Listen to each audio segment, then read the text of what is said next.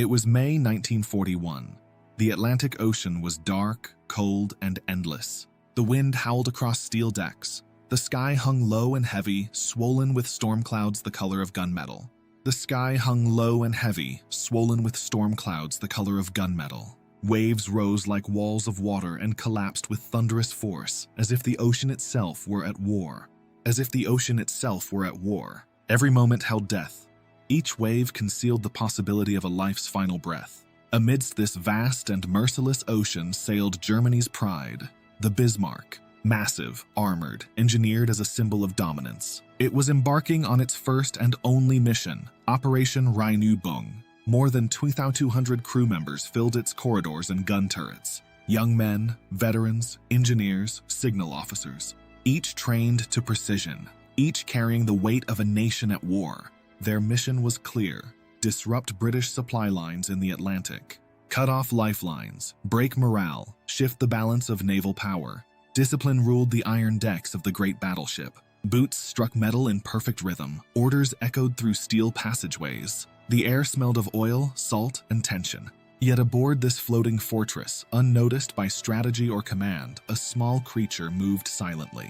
A black and white cat, small, agile, observant. Its name was unknown, its allegiance irrelevant, its fate unwritten. It wandered between boots and cables, beneath cannons and radar towers, unaware that history was tightening its grip around the ship. In the coming days, this tiny creature would etch its name into the dark waters of the Atlantic.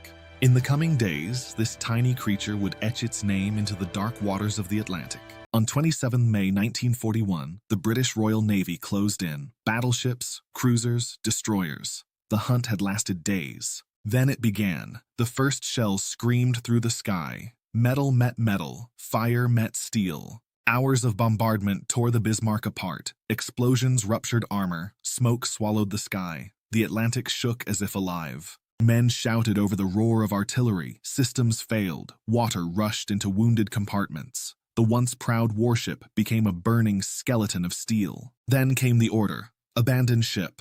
Crew members plunged into the freezing Atlantic. The shock of the water stole breath from lungs instantly. Hypothermia crept in within minutes. More than 2,000 men disappeared beneath the waves. Only 115 survived. And among floating wreckage, oil slicks, and shattered timber, a cat remained alive, clinging, shivering, wide-eyed, breathing.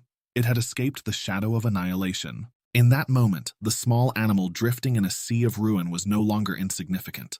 In that small, shivering life, we see it clearly. It was survival itself.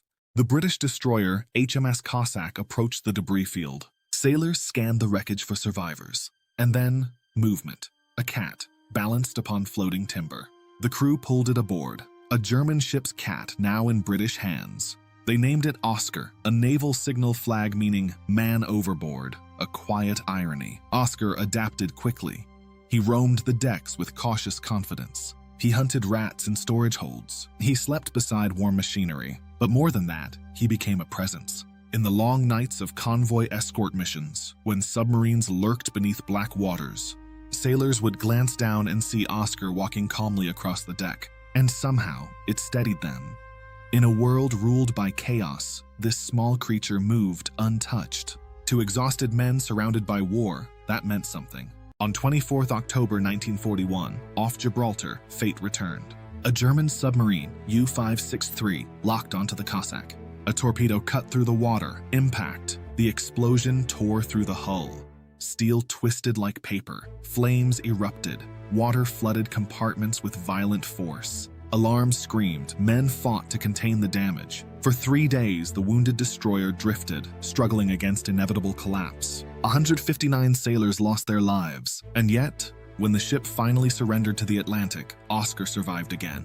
3 months earlier, he had escaped the Bismarck. Now he had escaped another sinking vessel. From that moment forward, the British gave him a new name: Unsinkable Sam. It was no longer coincidence. It was legend. It was a cold November in 1941. Sam was transferred to HMS Ark Royal, the aircraft carrier that had helped cripple the Bismarck. A ship already written into history. Its crew was hardened, experienced, scarred by war. Then came another submarine, U-81, another torpedo. The impact rocked the carrier. But this time, the damage unfolded slowly.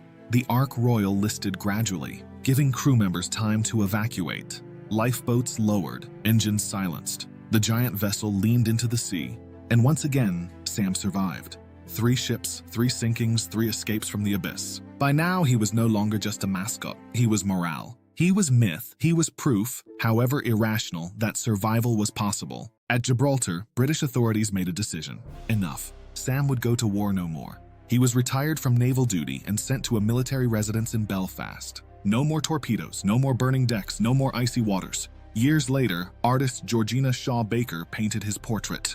Today, that painting hangs in the National Maritime Museum in Greenwich. Visitors pause before it. They see a cat, but they imagine steel ships breaking apart. They imagine black waves swallowing men.